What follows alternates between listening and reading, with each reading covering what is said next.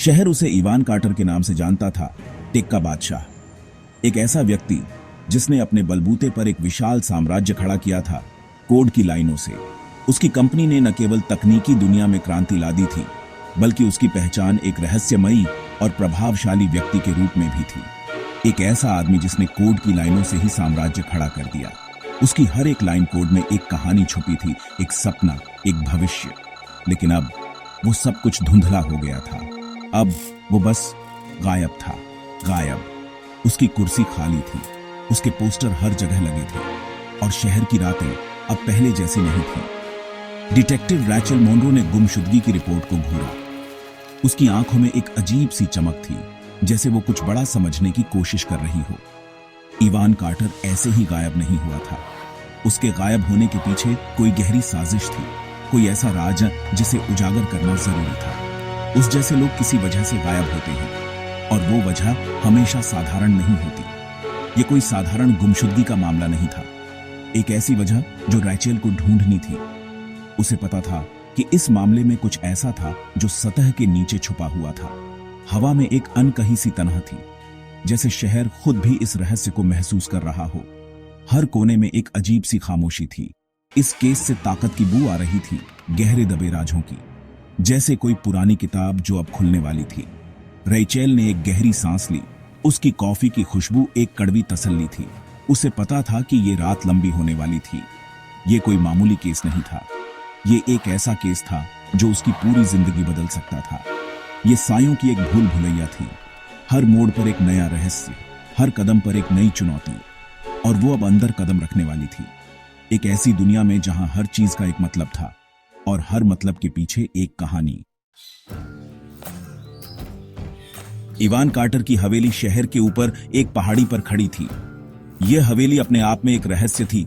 एक ऐसी जगह जो कभी जीवन और हंसी से भरी रहती थी, अब एक खामोश और डरावनी जगह बन चुकी थी।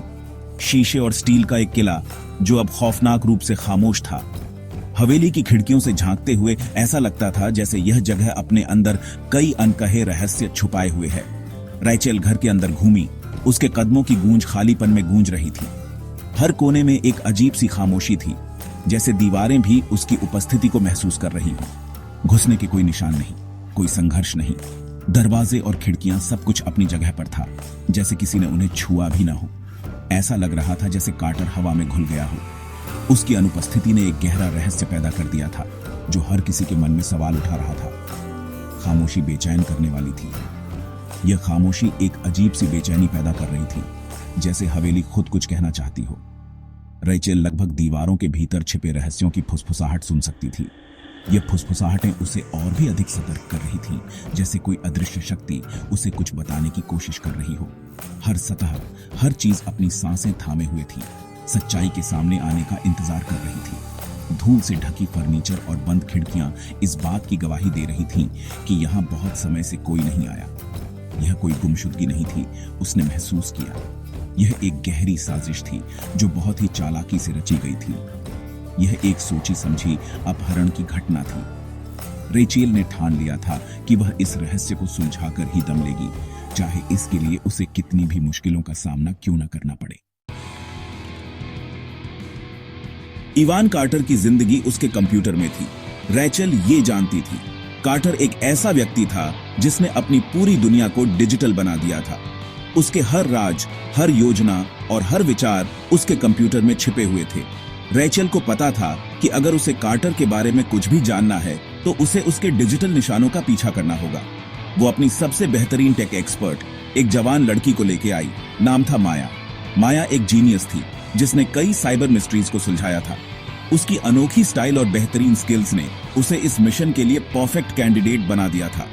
कार्टर के डिजिटल भूत का पीछा करते हुए माया की उंगलियां कीबोर्ड पर नाच रही थीं। उसकी तेजी और कुशलता से ऐसा लग रहा था जैसे वो एक संगीतकार हो जो अपने इंस्ट्रूमेंट पर एक जटिल धुन बजा रही हो। उसके आगे फायरवॉल टूट गए। माया ने एक के बाद एक सुरक्षा परतों को तोड़ते हुए कार्टर के डिजिटल किले में सेंध लगा दी। हर फायरवॉल के टूटने के साथ वो कार्टर के रहस्यों के और करीब पहुंच रही थी। एन्क्रिप्टेड फाइल्स खुल गए, अपने राज उजागर करते हुए। हर फाइल में छिपी जानकारी माया को कार्टर की दुनिया के और करीब ले जा रही थी। वो जानती थी कि इन फाइलों में छिपे हुए राज ही उसे उसकी मंजिल तक पहुंचाएंगे। दिन रात में बदल गए। माया ने बिना रुके, बिना थके लगातार काम किया। समय का उसे कोई एहसास नहीं था। उसके लिए बस एक ही चीज मायने रखती थी, कार्टर के डिजिटल भूत को पकड़ना। कमरे में सिर्फ कंप्यूटर की हल्की आवाज और चाबियों की क्लिक क्लैक की आवाज आ रही थी। ये आवाजें माया के लिए संगीत की तरह थीं, जो उसे उसके मिशन पर केंद्रित रखती थी। फिर माया को वो मिल गया, एक ऐसा सुराग जो उसे कार्टर के सबसे बड़े राज तक ले जा सकता था।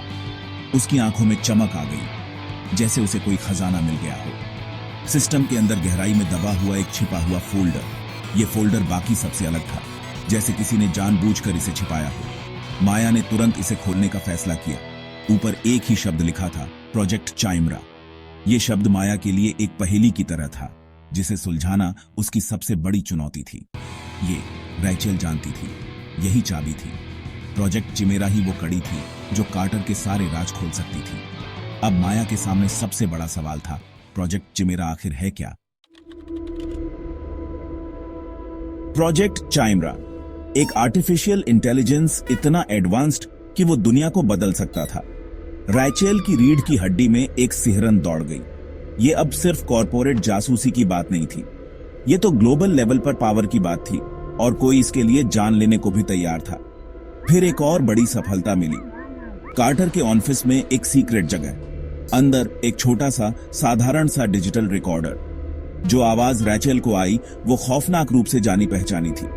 एक दुश्मन टेक सीईओ जो अपनी क्रूरता के लिए जाना जाता था। रिकॉर्डिंग में सबूत थे, लेकिन यह तो बस शुरुआत थी।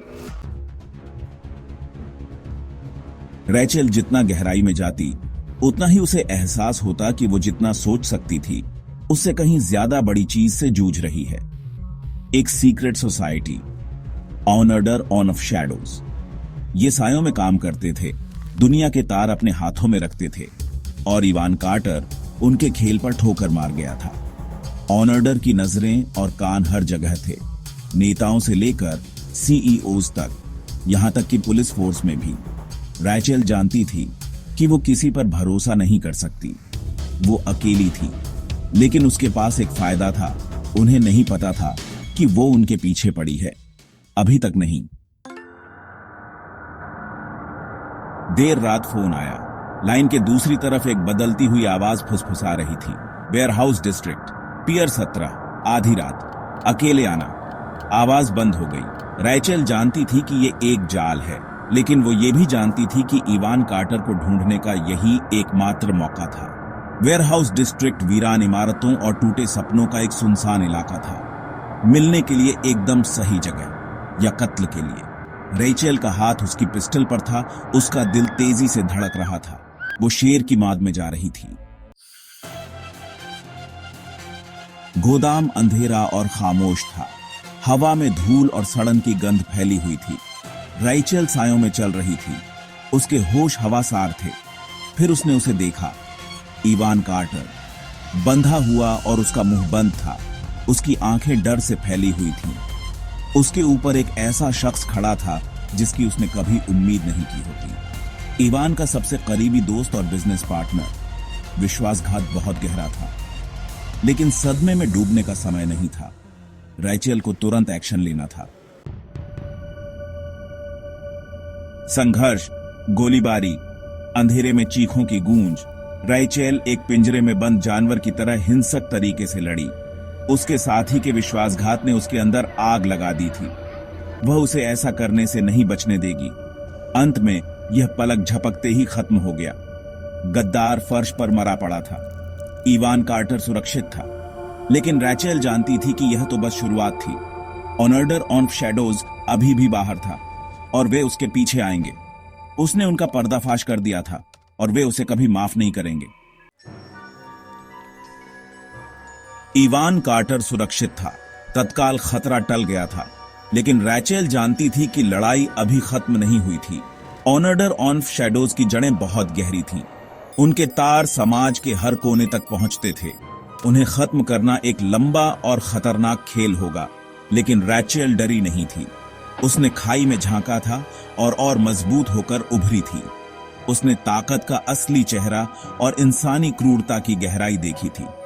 और वह इससे लड़ने के लिए अपनी जान देने को तैयार थी। साये विशाल हो सकते हैं, लेकिन उसका हौसला भी उतना ही बड़ा था। शिकार शुरू हो चुका था।